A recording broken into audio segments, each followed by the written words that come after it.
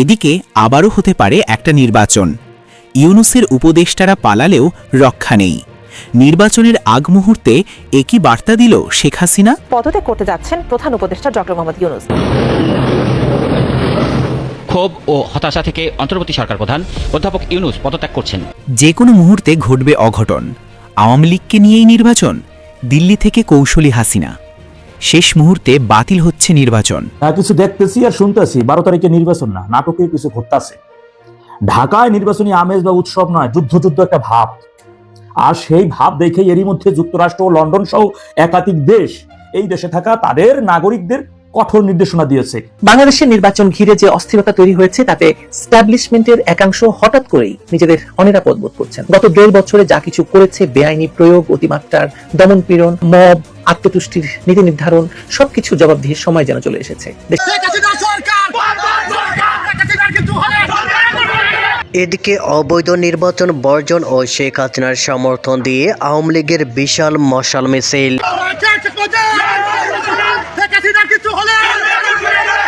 এদিকে আবারও হতে পারে একটা নির্বাচন। ইউনূসের উপদেষ্টারা পালালেও রক্ষা নেই। নির্বাচনের আগ মুহূর্তে একই বার্তা দিল শেখ হাসিনা।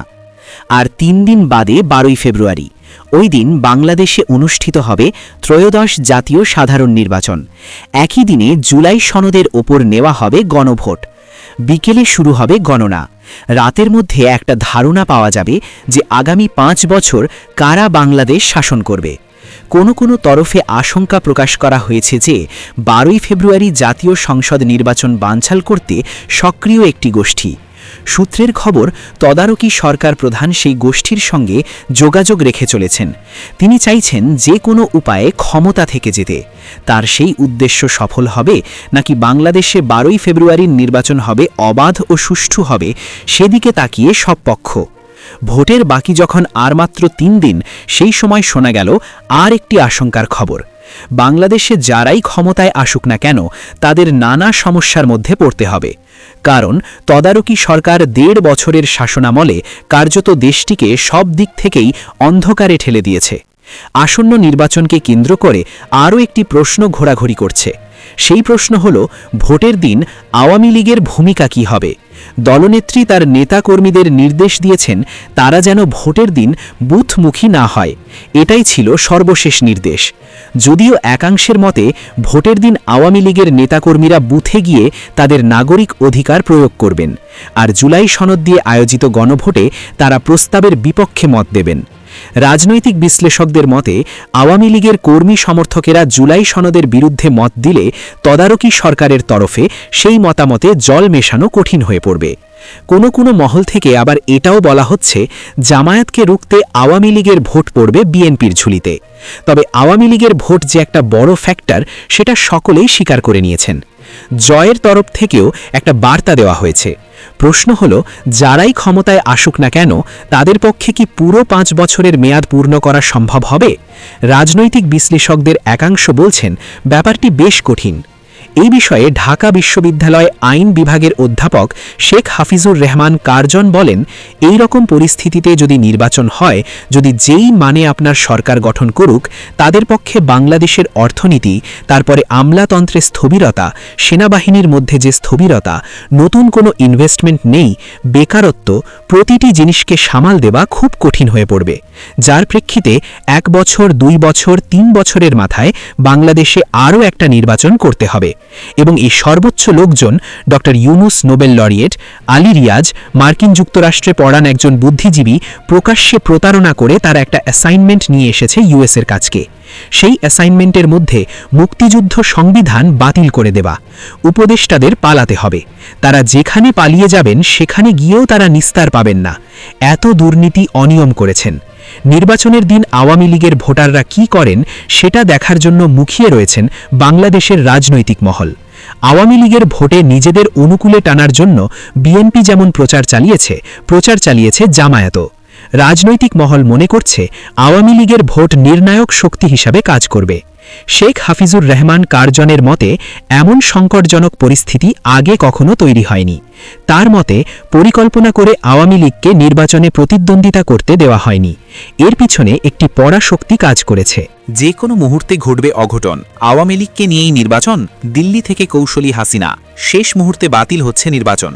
বাংলাদেশে ভোট আগামী 12ই ফেব্রুয়ারি। নির্বাচন কমিশনে চলছে শেষ মুহূর্তের ব্যস্ততা সেনাবাহিনী এবং পুলিশের মধ্যেও। 12ই ফেব্রুয়ারি জুলাই সনদ নিয়ে হবে গণভোট।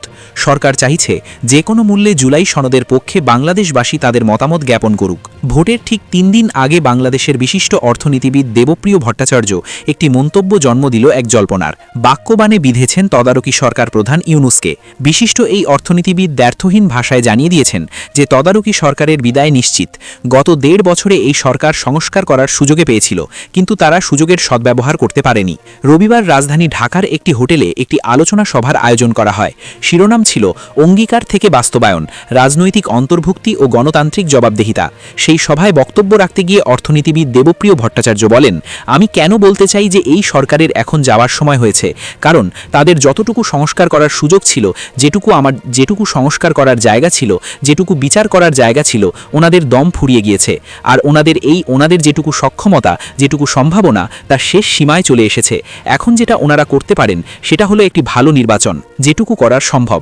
অন্তর্বর্তী সরকার যদি তাদের দায়িত্বের শেষ পর্যায়ে একটি সুষ্ঠু ও বিশ্বাসযোগ্য নির্বাচন আয়োজন করতে পারে, তাহলে সেই অর্জন ইতিহাসের পাতায় স্মরণীয় হয়ে থাকবে। নির্বাচন কেমন হবে সেটাও তিনি জানিয়ে দিয়েছেন।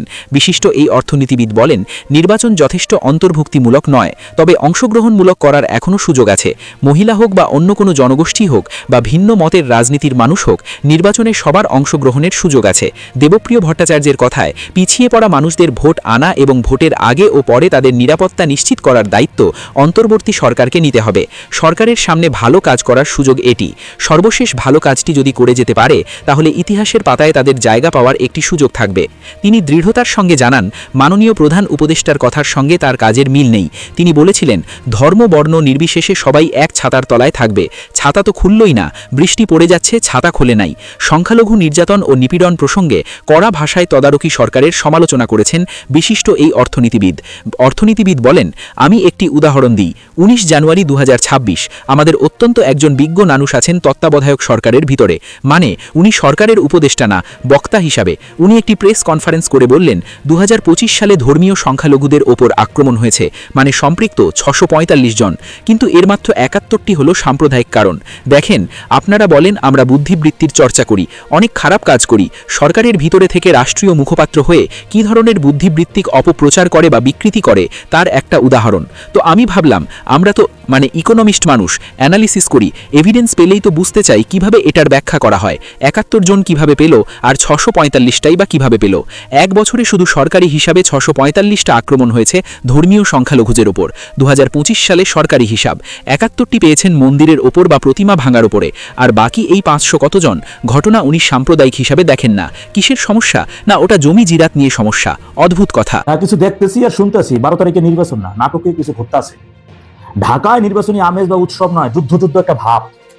আর সেই ভাব দেখে এরই মধ্যে যুক্তরাষ্ট্র ও লন্ডন সহ একাধিক দেশ এই দেশে থাকা তাদের নাগরিকদের কঠোর নির্দেশনা দিয়েছে, ঘর থেকে বাইরে হওয়া যাবে না, জরুরি প্রয়োজন ছাড়া, অতীব জরুরি প্রয়োজন ছাড়া কেউ বের হবেন না, সাবধানতা অবলম্বন নির্দেশনা দিয়ে দিচ্ছে এমন। আর অন্যদিকে আপনারা দেখছেন আমাদের যে লুলা স্বরাষ্ট্র উপদেষ্টা, তিনি বলতেছেন কয়েক হাজার বিজিবি একেবারে কঠোর অবস্থানে বর্ডার এলাকায় থাকবে, খুব জিরো টলারেন্স নীতি নিচ্ছে। বিমান বাহিনীর প্রধান, যুদ্ধ জাহাজ থাকবে নির্বাচন ঘিরে, 4-5টা যুদ্ধ জাহাজ চারিদিকে ঘিরে থাকবে। এটি কি নির্বাচনী উৎসব? কি মনে হয় আপনাদের এসব আয়োজন দেখে? অন্যদিকে দেখছেন আন্তর্জাতিকভাবে বিভিন্ন দেশে সফলভাবে যে সকল জঙ্গিরা হামলা চালাইছে, তারা বাংলাদেশের মধ্যে ঝাঁকে প্রবেশ করছে। নির্বাচনের আগে পাকিস্তানের সাথে বাংলাদেশের যে বিমান চলাচল নতুন রাস্তা তৈরি করে দিচ্ছে, ঝাঁকে তারা বিভিন্ন গুরুত্বপূর্ণ স্পটে, বর্ডার এলাকা সহ রাজধানী ঢাকা সহ সারা বাংলার গুরুত্বপূর্ণ স্পটে এই জঙ্গিরা একেবারে যথাযথ অস্ত্র সমরাস্ত্র নিয়ে গেছে। আবার দেখছেন আজকে যে সেনাবাহিনীর সাবেক প্রধান ইকবাল করিম ভুইয়া, তিনি গেছেন আন্তর্জাতিক অপরাধ ট্রাইব্যুনালের সাবেক সেনা কর্মকর্তা জেনারেল জিয়াউল আহসানের বিরুদ্ধে সাক্ষী দিতে গেছেন। তিনি সাক্ষী দিতে যে পুরো সেনাবাহিনী তারা অনেক আগে থেকে খুন খারাপের সাথে জড়িত, ক্যান্টনমেন্টে খুনাখুনি হয়, ধর্ষণ হয়, এবং র্যাব বাহিনী তারা 10,000 টাকার বিনিময়ে মানুষ হত্যা করে। এই কথাগুলো তিনি বলতেছিলেন, এটা কিসের উদ্দেশ্য, কিসের আলামত? কি মনে হয় পুরো বাহিনীকে নিয়ে তার এই অভিযোগ কেন? তাও এই বাহিনীর সাবেক প্রধান কথাগুলো 15 বছর আগে কেন বলেন নাই? এখন বলতে তিনি গেছেন একজনের বিরুদ্ধে সাক্ষী দিতে, কিন্তু কথাগুলো কিন্তু তিনি ঘরে কিংবা ফেসবুকে সে বলেন নাই। তিনি কয়েকজন ম্যাজিস্ট্রেট, বিচারপতি, অন্যান্য বিজ্ঞ যে সকল খয়ের আদালতে যারা ছিল, যে সকল খয়ের কামিকিরা তাদের সামনে বলতেছিল। এইসব আলামত দেখে দেখেন 12 তারিখে নাটকীয়, তবে যে জনগণের জন্য, দেশের জন্য ভালো কিছু না সেটা বিদ্যমান বলাই যাচ্ছে। কোনো একটা জঙ্গি হামলা সংঘটিত হতে যাচ্ছে, আর সেটা আজ করতে পেরেই বিদেশিরা এই দেশে তাদের নাগরিকদের সাবধান করে দিয়েছে। সুতরাং দেশের জনগণকেও সাবধানতা অবলম্বন করতে হবে। বাংলাদেশের নির্বাচন ঘিরে যে অস্থিরতা তৈরি হয়েছে তাতে স্ট্যাবলিশমেন্টের একাংশ হঠাৎ করেই নিজেদের অনিরাপদ বোধ করছেন। গত 1.5 বছরে যা কিছু করেছে, বেআইনি প্রয়োগ, অতিমাত্রার দমনপীড়ন, মব, আত্মতুষ্টির নীতি নির্ধারণ, সবকিছু জবাবদিহির সময় যেন চলে এসেছে। দেশের প্রধান দলটিকে অযোগ্য ঘোষণা করে বাইরে রেখে 4 দিন পর যে নির্বাচনের আয়োজন হতে যাচ্ছে সেটি যে গ্রহণযোগ্যতা পাবে না, এটা এখন তাদের কাছে স্পষ্ট। আর গ্রহণযোগ্যতা না পেলে যে জনঅসন্তোষ, যে অরাজকতার ঢেউ উঠবে, সেটি সামাল দেওয়ার ক্ষমতা নেই বলে তাদের আতঙ্ক। এবং প্রত্যেকটা উপদেষ্টা তাই ব্যাগ গুছিয়ে ফেলেছেন, প্রত্যেকটা উপদেষ্টা তাই পাসপোর্ট দিয়ে দিচ্ছেন, এবং তারা ভাবছেন যে তাদেরকে আসলে জনগণ ছাড়বে না। তাই দেখা যাচ্ছে উঁচু পর্যায়ের কর্মকর্তাদের কেউ ডিপ্লোম্যাটিক পাসপোর্ট জমা দিয়ে ব্যক্তিগত পাসপোর্টে বিদেশমুখী হওয়ার চেষ্টা করছেন। বিস্ময়করভাবে এই তালিকায় রয়েছেন 9 জন উপদেষ্টা, কয়েকজন রাজনীতিক, সরকারের বিভিন্ন সেক্টরের সক্রিয় সমর্থক, এমনকি আইজি